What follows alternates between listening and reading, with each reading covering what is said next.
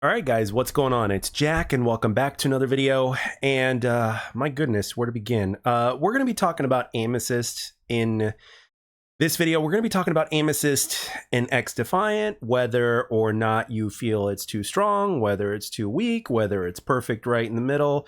Because, well, starting yesterday, as of the time of this recording, I decided to do something. And by the way, the gameplay you're seeing here are a few of the recordings that I got after that later on that night, or should I say the morning right before this recording as I record now. So what I decided to do was I decided to create a brand new account on my Xbox Series X, which is what I play XDefiant on. And basically the entire goal was to play on that account only and on stream with aim assist completely disabled. And the last time I did something even remotely close to this was back during 2013 or maybe even 2012 when Black Ops 2 had released and I was playing against bots. And basically what I did was I disabled my aim assist back then, and then after like an hour or so, I started noticing that I'd gotten better. But obviously Black Ops 2 is not XDefiant and vice versa. And the way the right stick and left stick ratio works in XDefiant compared to Call of Duty is actually quite different. And obviously when I went back to play on my regular account for the gameplay that you're likely seeing now, obviously it's with the normal settings, etc, etc. And I can tell you that obviously the difference is substantial. Now, one thing I do want to say is that obviously if I had input-based matchmaking on, when just like I do here, when I turn my aim assist off in my no aim assist account, I can wholeheartedly say that even as someone who's only spent about 6 months of his life playing on mouse and keyboard, if I was using mouse and keyboard, which obviously doesn't have aim assist, I would have performed better. There's just no doubt about that. And yes, I have played multiplayer games for 6 months straight a few years ago after purchasing this PC that I'm using to make content now and the streaming and all that kind of stuff. I dedicated everything to learning mouse and keyboard. I didn't care about how good or bad I performed. I didn't care what first person shooter I was playing. And I played both multiplayer and single player games alike. Right. So, and as a beginner mouse and keyboard player, obviously with no aim assist, anything and everything helped me. Right. And now with this very recent experience of playing on controller without aim assist, one thing I can say is that it is damn difficult, specifically in this game. Even when somebody is not facing you and you're behind them, you manage to get behind them or you manage to get to the side and you're aiming down your sights and you're trying to hit them. Without aim assist, holy hell is it difficult. And it is something that you just are constantly tweaking time and time again. And a lot of times even mid gunfight and a lot of times you'll even burst your shots in order to try to be as accurate as possible and miss less. But the cool thing is, though, is that after some time, you do get better. But again, I've only spent 3 hours of the last stream doing that and putting myself on that level of disadvantage because nobody does this. And rightfully so, right? But what I wanted to say is that even though there were improvements, it's still too early to tell on whether or not you can continue to improve with this. Obviously, this is something that I'm going to continue to do. I would like to dedicate a decent amount of my week playing that way, maybe every other session, like play a session with aim assist, play a session on the other account without aim assist, make comparisons to the stats and all that kind of stuff. And when XDefiant actually releases its combat record, like its in detail combat record in terms of weapon accuracy and all that other stuff, I'm actually going to be very, very interested to see what that difference is. And obviously, when you're playing on controller with no aim assist whatsoever against other controller players that do have aim assist, and even if a mouse and keyboard player were to show up or whatnot, I mean, you're just at a disadvantage. But at the same time, I do take a little bit of I get extra dopamine whenever I do get a kill like that, believe it or not.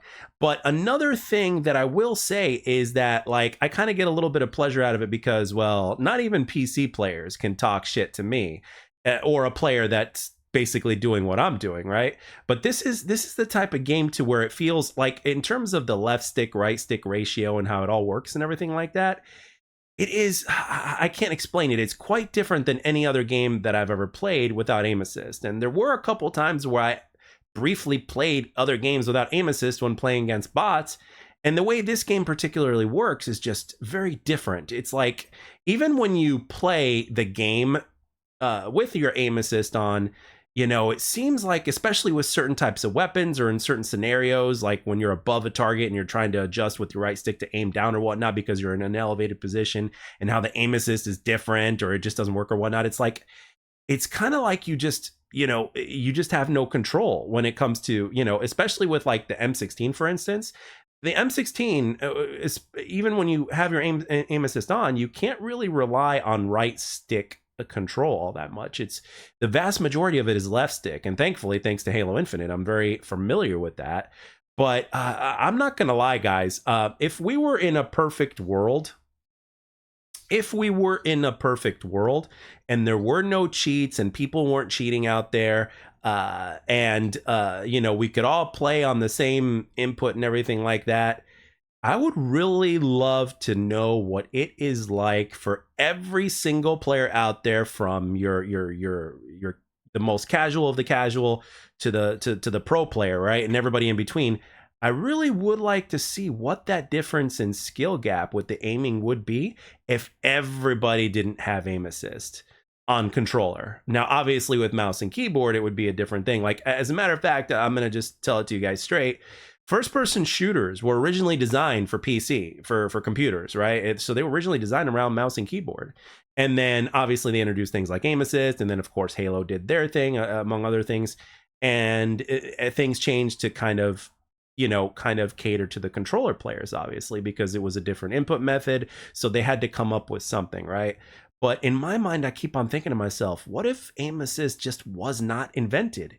What if we all just had to do the best that we possibly could without aim assist? I think that would be very interesting. Now, obviously, I don't think crossplay would be a thing, and if there was no aim assist, maybe everybody would just be using mouse and keyboard. That's a part of me would think.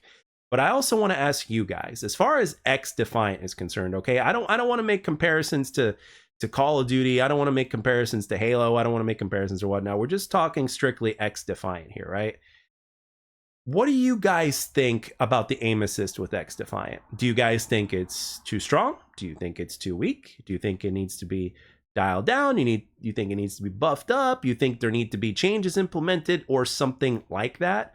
Like for me, one request that I would specifically have is, like, I want every single player out there to have the same type of aim assist, because you got your reverse S curve, you got your linear and stuff like that, right?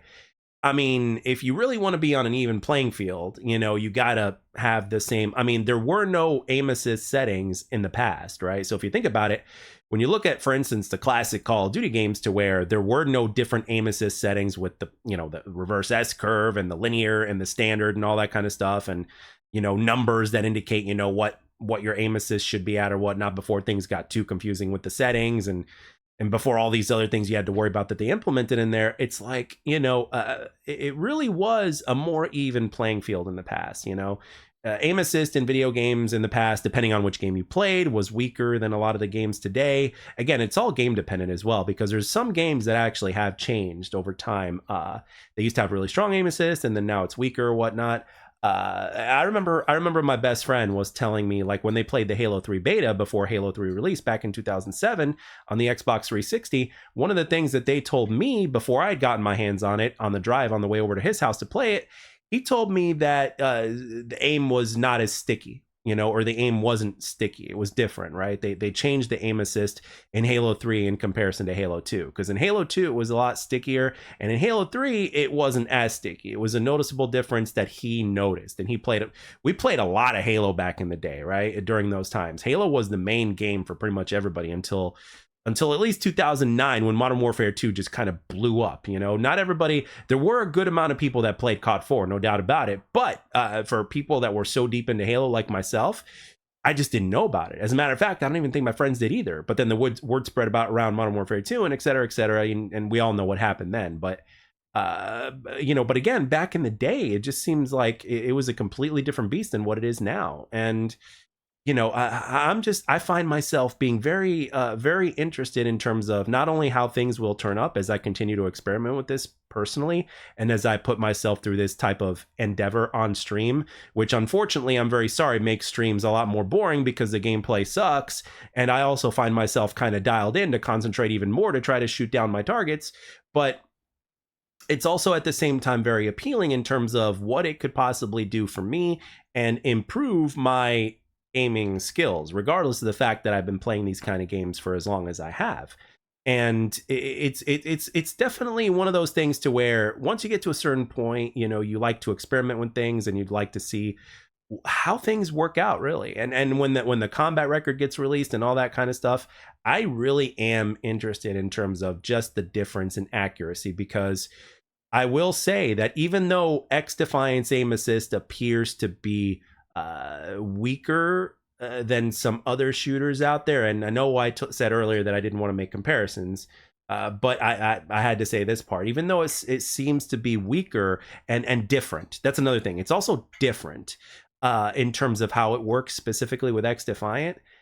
When I got back on my account and, playing normally and everything like that, the difference was insane. Like if I have an easier time picking off a target, right, from a decent distance that's behind a head glitch and only maybe their head and part of their upper chest is exposed, if that is easier, significantly easier than somebody who's got their back turned to me without aim assist, that right there just tells you the difference. Obviously PC players, if there's anything PC players complain about with controller players, it's always going to be the whole aim assist, right? That's one thing. But at the same time, the PC players that also know what they're talking about and they're just not talking out of hate, they're basically like understanding that yes, aim assist is a necessity as far as playing on controller is concerned. However, what validates a lot of what they're complaining about is the fact that aim assist has been, in a lot of games, it's been buffed very high, like way too high. So do you guys think that this is the case with XDefiant? Do you think XDefiant's aim assist is too high? Do you think it's perfect? Do you think it's too low? I really want to know down in the comments section what you guys think, because I know that people that watch my stuff, a lot of you guys are better than me. A lot of you guys are more casual than me. And a lot of you guys are around the same arena of skill that I am, right? So we've got like 3 different categories of player skill that watch my stuff. And I really would like to know everybody's point of view, right? And please, in the comment section, if you will, please tell me what skill level you think you are, whether you think you're, let's say a super casual, or whether you think you're someone who's, average or slightly above average, or whether you think you are, a very good player. You know what I mean? Whatever skill level you believe you are, let it be known in the comment section below, so that way we can get a little bit of a better picture of where you guys are coming from. Because a lot of people, like for instance, beginners might think that the aim assist is too weak because they're beginners and they haven't gotten used to it yet. You know what I mean? That's another reason why I want you guys to please tell me in the comment section what you think you are in terms of skill level, and as well as your honest opinion about the aim assist with XDefiant. So with that being said, yeah, I am looking forward to more sessions with this on stream and everything like that. And it's definitely very difficult, to say the least. And there's a big reason why nobody does it. But at the same time, I like to think that if I spend enough time doing it, it may help me get even better, because if there's anything I'm obsessed with when it comes to first-person shooters of any kind that I have interest in, it's getting good with my aim. So with that being said, guys, this commentary is run long enough. Please let every single comment be known down below, and I can't wait to read them. And as always, I'd like to thank everybody for taking the time to watch and or listen. I hope you enjoyed it, and I'll catch you guys on the next one.